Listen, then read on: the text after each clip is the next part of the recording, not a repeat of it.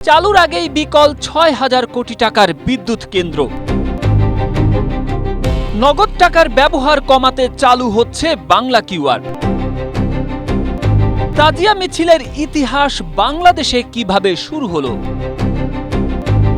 Condemn সেলে ইবাদত বন্দিগি করে দিন কাটে আলোচিত সেই মিন্নির।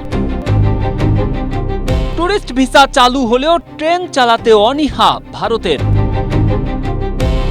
এক রাতেই উধাও ১২ সেচ পাম্প, কৃষকদের কপালে চিন্তার ভাঁজ। এতক্ষণ শুনছিলেন সংবাদ শিরোনাম, এবারে বিস্তারিত। গ্যাস ভিত্তিক বিদ্যুৎ কেন্দ্র, অথচ গ্যাস কোথা থেকে আসবে তার সুনির্দিষ্ট কোনো পরিকল্পনা ছাড়াই গড়ে তোলা হয় ৬,০০০ কোটি টাকার রূপসা ৮০০ মেগাওয়াট কম্বাইন্ড সাইকেল বিদ্যুৎ কেন্দ্র প্রকল্পটি। তৈরির পর প্রথমবার পরীক্ষামূলক প্রথম টারবাইনে জ্বালানি দেওয়ার সময় ধরা পড়ে যন্ত্রাংশের ত্রুটি। এরপর একাধিকবার ত্রুটি সারানোর চেষ্টা করেও এখন পর্যন্ত কাজের কাজ কিছুই হয়নি। ত্রুটির কারণে প্রথম ইউনিটের কমিশনিং নির্ধারিত সময়সূচি থেকে একাধিকবার পিছিয়ে যায়, আর প্রথম ইউনিটের সমস্যার কারণে দ্বিতীয় ইউনিটও চালু করা সম্ভব হয়নি। এছাড়াও গ্যাসের অভাবে বাধ্য হয়ে এইচএসডি ব্যবহার করে কমিশনিং কার্যক্রম পরিচালনা করতে হচ্ছে, যা ব্যয় ও সময় উভয় বাড়িয়েছে। পরিকল্পনা অনুযায়ী প্রকল্পের কাজ শেষ হওয়ার কথা ছিল ২০২২ সালের জুনে। এদিকে গ্যাস সরবরাহের অনিশ্চয়তা পুরো প্রকল্পকে হুমকির মুখে ফেলেছে। আবার দীর্ঘ সময় ধরে টারবাইন স্থির থাকায় নতুন করে যান্ত্রিক ত্রুটির ঝুঁকি তৈরি হয়েছে। প্রকৌশলীরা বলছেন, দীর্ঘদিন চালু না থাকলে শ্যাফট বেন্ডিং, রোটর ব্লকেজ সহ বিভিন্ন সমস্যা দেখা দিতে পারে, যা কমিশনিং প্রক্রিয়াকে আরো জটিল করে তোলে। ফলে পুরো প্রকল্পটি অনিশ্চয়তার মুখে পড়ে গিয়েছে। জানা যায়, প্রধানমন্ত্রী তারেক রহমান বিদ্যুৎ মন্ত্রীকে ডেকে এইসব বিষয়ে উদ্বেগ প্রকাশ করেছেন। দৈনিক যুগান্তরের এক প্রতিবেদন থেকে এইসব তথ্য পাওয়া যায়। নগদ টাকার ব্যবহার কমিয়ে একটি আধুনিক, স্বচ্ছ ও ডিজিটাল অর্থনীতি গড়ে তুলতে সম্পূর্ণ ক্যাশলেস পদ্ধতি চালু করতে যাচ্ছে বাংলাদেশ ব্যাংক। আগামী ১ জুলাই থেকে সারা দেশে বাধ্যতামূলকভাবে চালু হচ্ছে সর্বজনীন আন্তঃলেনদেন ব্যবস্থা বাংলা কিউআর। এই পদ্ধতিতে হাজারের সর্বোচ্চ চার্জ ১১.৫ টাকা। এর ফলে দেশের আর্থিক লেনদেন ব্যবস্থায় নগদ অর্থের ব্যবহার কমে আসার পাশাপাশি নিরাপত্তা ও স্বচ্ছতা আরও বাড়বে বলে আশা করা হচ্ছে। বৃহস্পতিবার বাংলাদেশ ব্যাংক কার্যালয়ে আয়োজিত এক অনুষ্ঠানে এসব তথ্য জানানো হয়। বাংলাদেশ ব্যাংকের কর্মকর্তারা জানান, ফুটপাতের ক্ষুদ্র বিক্রেতা থেকে শুরু করে বড় শপিং মল সর্বত্রই বাংলা কিউআর ব্যবহারের ফলে নগদ টাকার ঝুঁকি কমবে এবং প্রতারণাও কমে আসবে। মুহররম মাসের ১০ তারিখে আমরা দেখতে পাই শিয়া সম্প্রদায়ের তাজিয়া মিছিল। নিজের বুকে সজোরে চাপড় মারতে মারতে আর ইয়া হুসাইন স্লোগান দিতে দিতে চলে তাজিয়া মিছিল। তাদের খালি পা আর পরনে থাকে কালো পোশাক। তাজিয়া মিছিলের অন্যতম একটি ঐতিহ্য, যেখানে শিয়া সম্প্রদায়ের অনুসারীরা মাতন করার সময় ধারালো অস্ত্র দিয়ে নিজেদের শরীর রক্তাক্ত করে। ঢাকার পুরনো অংশের হোসনি দালান থেকে শুরু হয় এই মিছিলটি। এই তাজিয়া মিছিলের সূচনা কিভাবে হলো এবং এটি কিভাবে উপমহাদেশে এলো তা নিয়ে সাধারণ মানুষের কৌতূহলের শেষ নেই। তাজিয়া একটি আরবি শব্দ, যার অর্থ সমবেদনা প্রকাশ করা, শোক জ্ঞাপন করা বা সান্ত্বনা দেওয়া। কারবালার প্রান্তরে মহানবী হযরত মুহাম্মদ সাল্লাল্লাহু আলাইহি সাল্লামের দৌহিত্র হোসেন রাদিয়াল্লাহু আনহু ও তার পরিবারের নির্মম শাহাদাতের স্মরণে এই শোক প্রকাশের রীতি তৈরি হয়। প্রচলিত ধারণা মতে ৪র্থ হিজরি শতকে ইরাক ও ইরানের বুয়াহিদ বা বনু বুয়া রাজবংশের শিয়া শাসক মুইজ্জুদ দৌলার আমলে প্রথম প্রকাশ্যে আশুরার দিন শোক পালনের রাষ্ট্রীয় প্রথা শুরু হয়।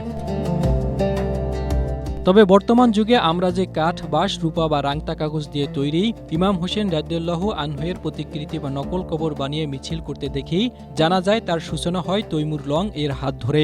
তৈমুর লং যখন ভারত আক্রমণ করেন, তখন তিনি কারবালা থেকে আনা মাটি দিয়ে নকল একটি কবর তৈরি করান এবং রোগাক্রান্ত থাকায় সশরীরে কারবালা যেতে না পেরে সেটির সামনেই শোক প্রকাশ করেন। পরবর্তীতে তৈমুরের বংশধর এবং মোগল আমলের শিয়া শাসকদের পৃষ্ঠপোষকতায় এই প্রথা বাংলাদেশ সহ ভারতীয় উপমহাদেশে বিশাল এক ঝাঁকজমকপূর্ণ মিছিলে রূপান্তরিত হয়।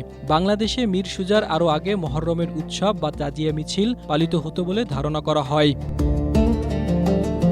বাংলাপিডিয়াতে উল্লেখ আছে, ১৬৭৬ খ্রিস্টাব্দে মীর মুরাদ নামক একজন শিয়া ব্যক্তি ঢাকার পুরান ঢাকায় হুসাইনি দালান নির্মাণ করেন, যার পর থেকে বাংলাদেশেও আনুষ্ঠানিকভাবে তাজিয়া মিছিলের প্রচলন শুরু হয়। মূলত আবেগ, লোক সংস্কৃতি এবং ইতিহাসের মিশ্রণেই আজকের এই তাজিয়া মিছিল। তবে ইসলামী শরীয়তে প্রচলিত তাজিয়া মিছিল ও মাতনের কোনো অনুমোদন নেই, এগুলো স্পষ্ট হারাম।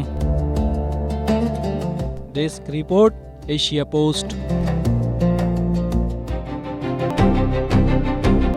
স্ত্রীর ইন্ধনে তার সামনে প্রকাশ্যে স্বামীকে কুপিয়ে হত্যার সেই চাঞ্চল্যকর হত্যাকাণ্ডের 7 বছর পূর্ণ হচ্ছে আজ 26 জুন।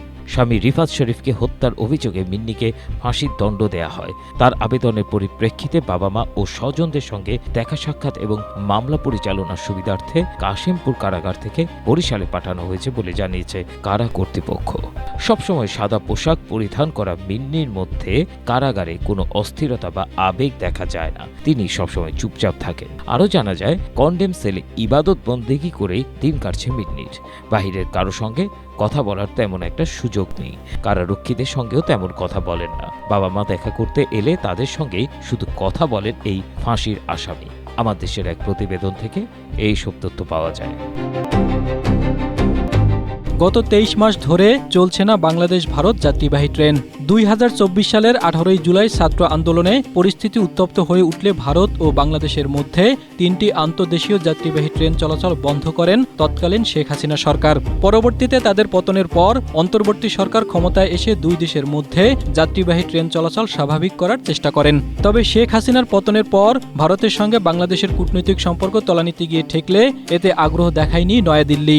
এরপর বিএনপি ক্ষমতায় আসার পর ঢাকায় নিযুক্ত ভারতের নতুন হাইকমিশনার দীনেশ ত্রিবেদী বৃহস্পতিবার বাংলাদেশিদের জন্য পর্যটন ভিসা চালু করার ঘোষণা দেন, যা দুই দেশের সম্পর্কের উন্নয়নের ক্ষেত্রে বড় ধরনের অগ্রগতি হিসেবে বিবেচনা করা হচ্ছে। তবে একই সঙ্গে প্রশ্ন দেখা দিয়েছে, ভিসা জটিলতার গতি তো হলো, এখন দুই দেশের মধ্যে বন্ধ থাকা যাত্রীবাহী ট্রেন কবে চালু হবে?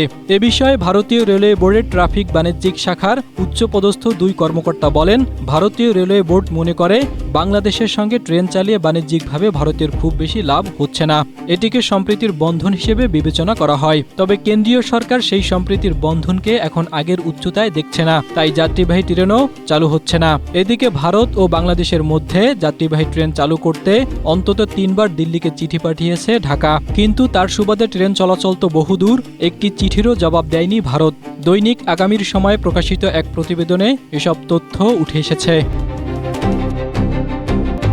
ভোরের আলো ফুটতেই প্রতিদিনের মতো এক কৃষক ছুটে গিয়েছিলেন নিজের জমিতে ধানে পানি দিতে, কিন্তু মাঠে পা রাখতেই কৃষক দেখতে পান জমিতে পানি দেওয়ার সেচ পাম্পটি চুরি হয়ে গেছে, শুধু পড়ে আছে লোহার পাইপ। তারা আহাজারিতে অন্য কৃষকরাও ছুটে আসেন এবং নিজ নিজ জমিতে গিয়ে দেখেন একই দশা।